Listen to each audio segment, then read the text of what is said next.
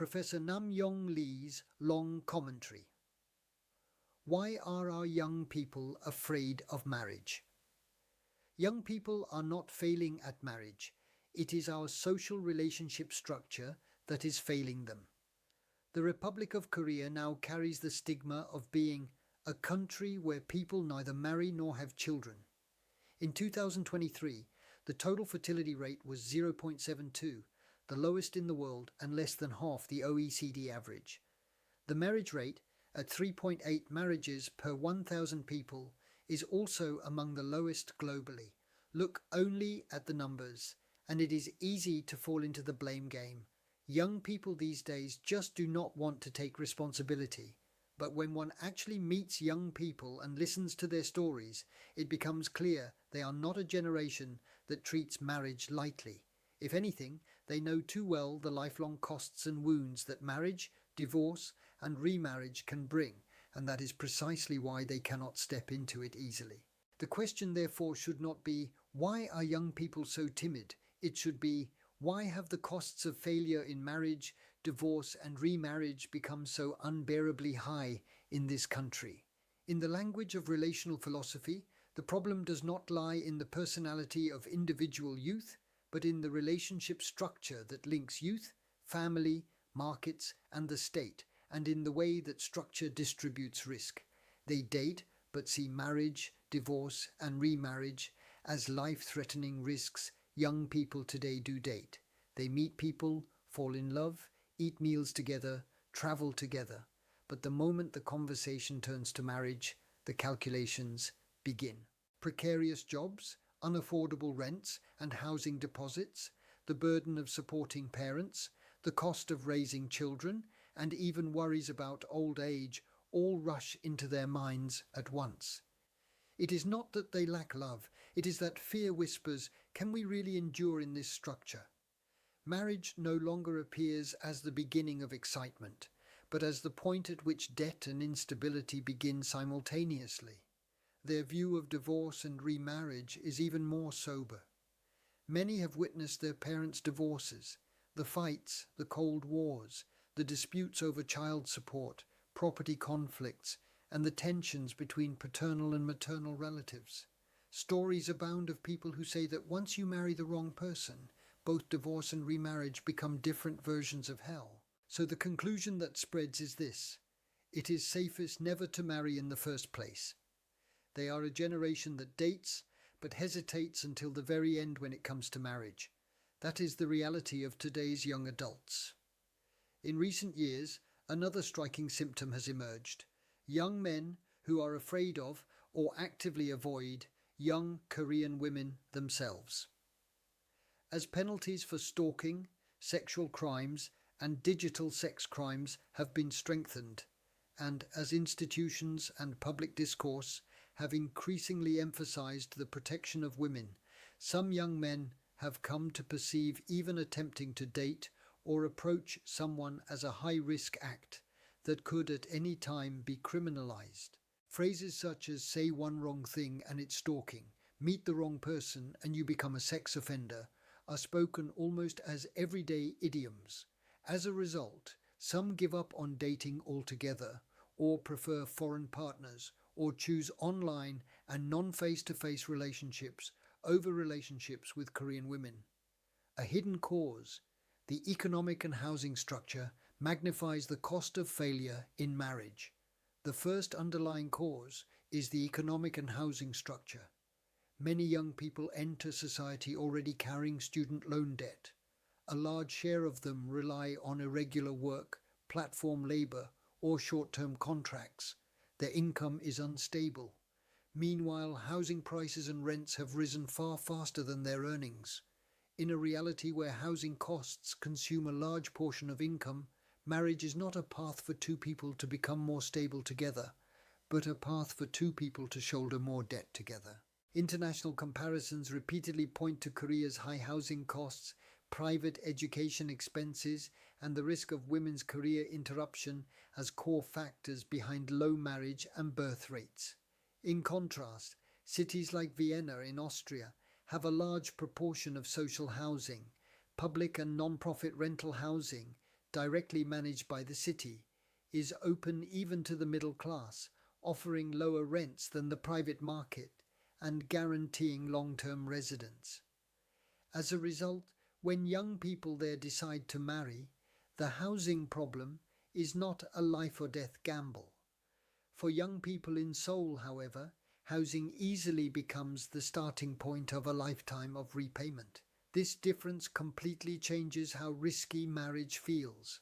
From the perspective of relational philosophy, the relationship design among housing, labor, and finance is flawed, forcing the relationship called marriage to absorb an excessive share of the overall social risk. A hidden cause, an education system that never taught the skills of human relationships. The second cause is an education system that has failed to teach the skills needed to manage relationships between people. We spend our years in elementary, middle, high school, and university earnestly studying mathematics, English, and coding. But there are several crucial things we almost never learn. We are not taught how to talk with a loved one about money, parents, and children, how to regulate our emotions and resolve conflict in ways that minimize hurt, or how to adjust for different values and lifestyles in daily life. During the dating phase, many differences can be concealed, but once married, two people share the same home 24 hours a day. Living expenses, household chores, relations with both sides of the family, childbirth, and children's education all arrive simultaneously. Without communication skills, this quickly escalates into arguments and cold wars. Some countries have institutionalized couples' education, parenting education, and emotional and relationship education in schools and local communities. Korea is only now taking its first steps in this direction. For a generation that has never learned how to handle relationships, marriage becomes an extremely high difficulty project. Relational philosophy emphasizes that good relationships do not arise by chance. They must be designed and trained. In a society where such design and training are absent, marriage naturally comes to be perceived as a high-risk investment with a very high probability of failure. A hidden cause, the absence of safety nets that allow people to stand up again after failure. The third cause is the lack of a safety net that allows people to stand up again after failure. After divorce, both housing and income can crumble at once, and many single parents live in fear for their basic survival due to unpaid child support. Social prejudice toward divorced and remarried families also remains strong. In many advanced countries, income support, housing support, and counseling for single-parent and divorced families are built into the welfare system, and the state intervenes actively in cases of unpaid child support. Failure is never a trivial matter, but there is a shared experience that, even if you fail once, you can rise again. In Korea, however, the prevailing perception is still that one big fall means the end, and actual institutions have not sufficiently overturned this view. That perception flows directly into young people's fear of marriage. The problem is not that relationships can fail. The problem is that once they fail, the entire life of the person collapses in our current system. A hidden cause, stronger laws on stalking and sexual crimes, combined with gender conflict, are generating fear of relationships themselves. In recent years, a new layer of causes has been added, where law, institutions, and gender conflict intersect. The Stalking Punishment Act, enacted in 2021 and amended in 2023, has broadened the scope of stalking to include repeated contact, approaches, surveillance, and persistent expressions of interest, with possible prison terms of up to 3 to 5 years depending on the case. At the same time, digital sex crimes, hidden camera crimes, and deepfake-based sexual exploitation have exploded, causing severe harm to women. From the standpoint of women, strong punishment and robust protection are an unavoidable demand. The issue is that in this process, some young men have come to see laws and institutions as dangerous mechanisms tilted in favor of women. Empirical studies have reported a rapid spread among young Korean men of a sense that women's power has become excessive and men are now victims of reverse discrimination. together with rising anti-feminist sentiment. They often say things like, even a normal expression of interest can be misread as stalking or sexual harassment, or just having a drink alone together or going to someone's place has become a risk in itself. Regardless of actual statistics, the perceived risk is being amplified and distorted as it circulates. As a result, some men avoid initiating conversation with Korean women, keep as much distance as possible at work or school, and choose instead to meet foreign partners or give up on romantic relationships altogether. On one side, women who have suffered real-world violence and digital sexual crimes cry out, "Protect us more strongly."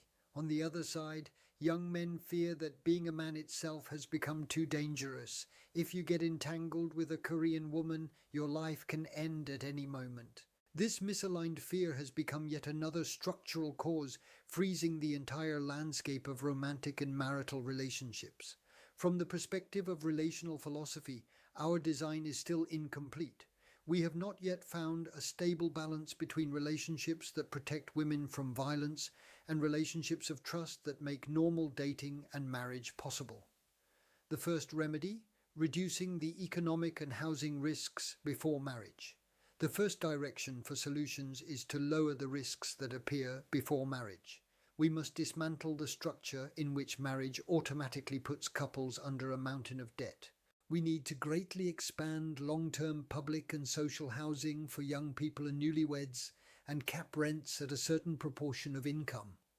The government has already announced plans to increase public rental housing for youth and newly married couples, but what matters is whether the volume and quality are sufficient for young people to truly feel the difference.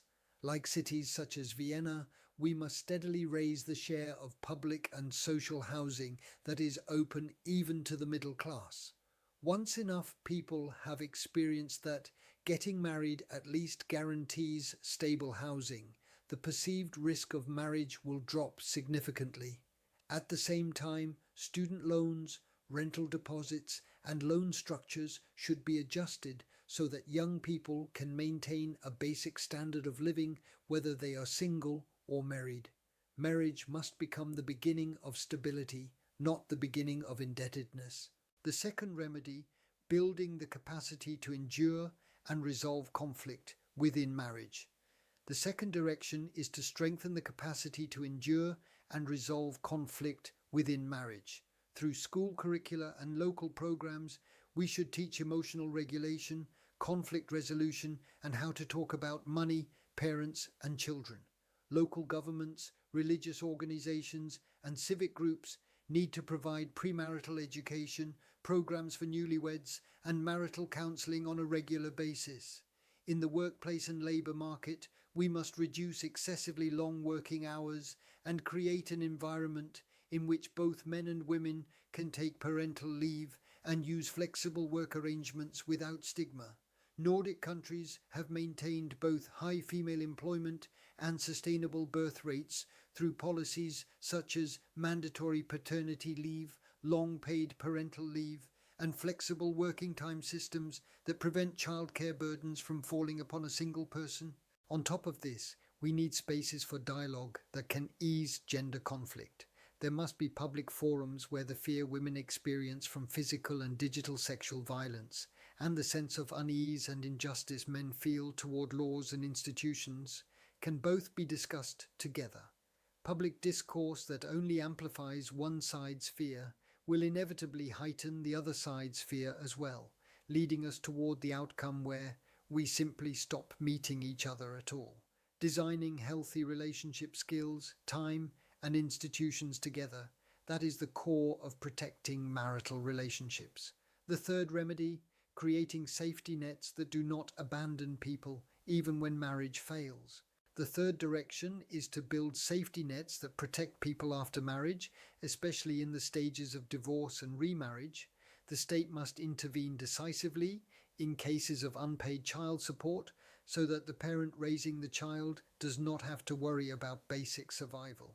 For those who have divorced, we should provide integrated support, housing, re-employment assistance, and psychological counseling for a defined period so that society builds the shared experience that even if a marriage fails, life does not end. For remarried families, we need mechanisms that reduce conflict through counseling for children, family relationship education, and clear legal guidance. The point is not to trivialize failure, but not to abandon those who have failed. The more firmly we secure people's lives after failure, the less young people will see the entire spectrum of marriage, divorce, and remarriage as a one-time choice that, if made wrong, destroys one's life. In the terms of relational philosophy, sustainable relationships are not achieved by protecting only successful relationships. They are completed in a system that also protects human beings after relationships fail. Will we blame the young, or will we reform the relationship structure of our society? Ultimately, the question, why are our young people afraid of marriage, comes back to this. Why have the costs of failure in marriage, divorce and remarriage, and in love and relationships themselves become so high in this country? Young people are not running away. They understand the structure all too well, and that is why they are afraid. Economic and housing structures, the absence of relationship education, the lack of safety nets, and the tangled reality of anti-stalking and sexual crime responses combined with gender conflict all converge to create a world in which young people cannot see any path to meet someone, fall in love, marry, and still be able to stand up again even if things go wrong. Whether one marries or not, divorces or remarries, any of these choices should be possible while preserving human dignity and responsibility.